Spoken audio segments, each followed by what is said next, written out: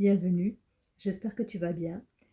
Je suis Laetitia et je vais te lire un extrait de la Bible essénienne, l'Évangile de l'archange Michael, le livre 13, le lien avec les anges, le psaume 82, trouve ce qui est sans limite, éternel, et nourris-le en toi. Les hommes s'approchent de la lumière en pensant qu'ils trouveront la réponse à toutes leurs questions. D'une certaine façon, cela est vrai, mais la grande difficulté vient du fait que les hommes s'en approchent sans connaître réellement son monde. Ils ne l'ont pas vivifié en eux, ne l'ont pas éveillé, n'en ont pas pris soin. Ils l'ont plutôt laissé à l'abandon, comme on abandonne un enfant, et veulent à présent s'en approcher. Seule la lumière peut entrer dans la lumière. L'ombre y est systématiquement rejetée. Ce sont deux mondes différents. Si l'homme veut s'approcher de la lumière, il doit étudier et éveiller en lui la flamme qui l'éclairera et lui ouvrira les portes d'un monde supérieur. Il y a autour de l'homme un monde spirituel qui anime sa vie et lui fait miroiter une illusion de vie, matérielle comme spirituelle. Ce monde spirituel aime l'homme et veut se l'accaparer.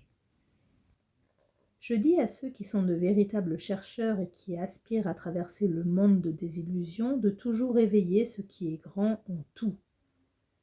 Toute activité, toute manifestation de vie doit être reliée au grand et tendre vers la réalisation de l'œuvre du grand œuvre. Le grand doit être le ciel au-dessus de vos têtes vers lequel tendent toutes vos activités. Ne séparez pas votre vie de la grandeur et ne la morcelez pas. Votre vie doit être un tout, uni à un tout encore plus grand.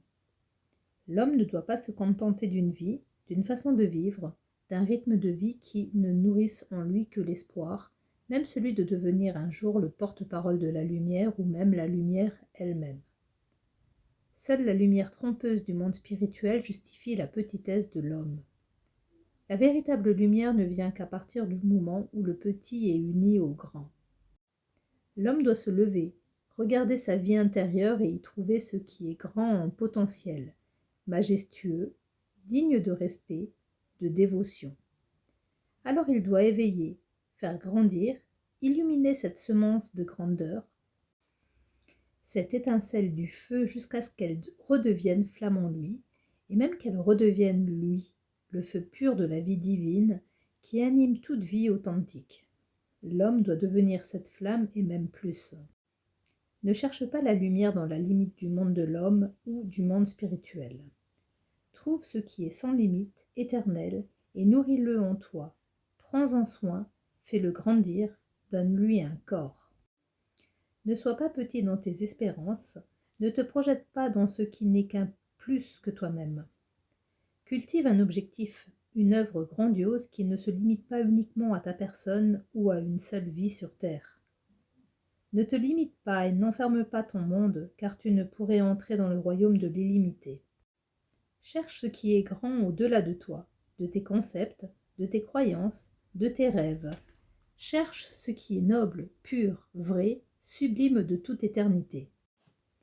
Cultive l'adoration, la dévotion envers ce qui est grand, qui enveloppe et emplit tout ce qui te permet de vivre sur terre. Ne sépare pas ta vie quotidienne de la grandeur et ne laisse pas le laid, le faible, le pauvre s'emparer d'une partie de ton être ou de ta vie. Si tu aimes la lumière, ne t'en approche pas d'après ce que tu es. Accueille-la avec tout ce qui est grand, pur et noble.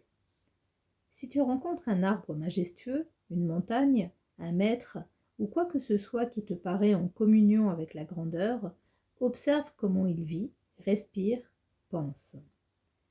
Essaie par la loi de l'osmose des mondes de t'unir à ces manifestations pour qu'en toi s'allume et vive cette grandeur, ce sublime, cette immensité.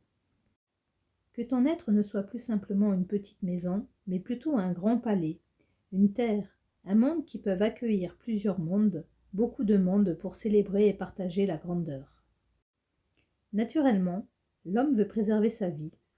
Il cherche un peu plus que ce qu'il est, car il sent bien qu'il étouffe, qu'il est limité, oppressé dans sa manifestation. Il sent bien qu'il a perdu sa valeur et qu'il doit faire quelque chose pour la retrouver. Mais il ne sait pas forcément quoi faire ni où et quoi chercher. Cultive et fais vivre en toi la grandeur, la majesté, ce qui est plus grand que tout, plus grand que la mort. Dans toutes les manifestations de la vie, prends soin de la grandeur, ce qui est éternellement pur, sacré, vrai. Ainsi, tu formeras ton être et écriras ton futur. Tu diras à toutes les manifestations qui constituent ta vie de chercher à vivre pour le grand œuvre de la lumière, et elles te porteront vers ce mystère. Même si tu ne comprends pas, si tu n'as pas les explications, les mots, cherche ce qui est grand au-delà de toute limite et ne t'arrête pas de marcher vers ce but. C'est en traversant les obstacles sans t'arrêter qu'un jour tu rencontreras des êtres qui te donneront les clés et t'enseigneront comment faire pour entrer dans cette grandeur que tu as aimée et désirée de tout ton être. Toute pensée, tout sentiment, tout acte finissent un jour par aboutir à une œuvre concrète, à condition de leur offrir un chemin à travers l'être et l'action. Ouvre un chemin à la grandeur à travers ta vie et ton être, car le plus grand sera pour toi ce qui te conduira vers le monde divin. Le petit espoir te limitera et confirmera ta vie à un monde spirituel qui, à un moment donné, s'arrêtera, te conduisant dans sa propre limite, qui deviendra alors ta limite, ton enfermement. Sache que la régénération après la vie sur terre, ce que les hommes appellent la vie au-delà de la mort, ne vit que dans ce qui est le plus grand. Lorsque tu quittes ton corps, tu rencontres dans le subtil tout ce que tu as souhaité, tout ce pourquoi tu as vécu.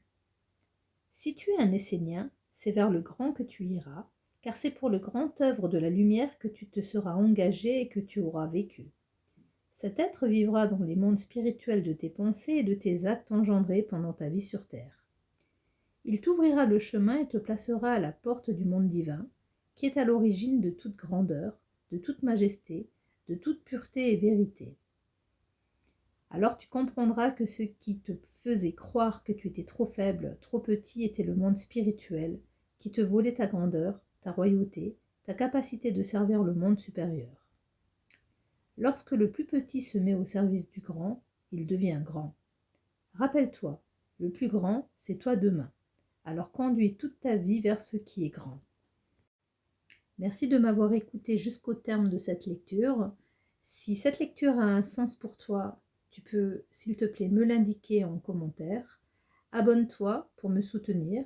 Passe une excellente fin de journée, fin de soirée. Prends soin de toi et à très bientôt. Merci.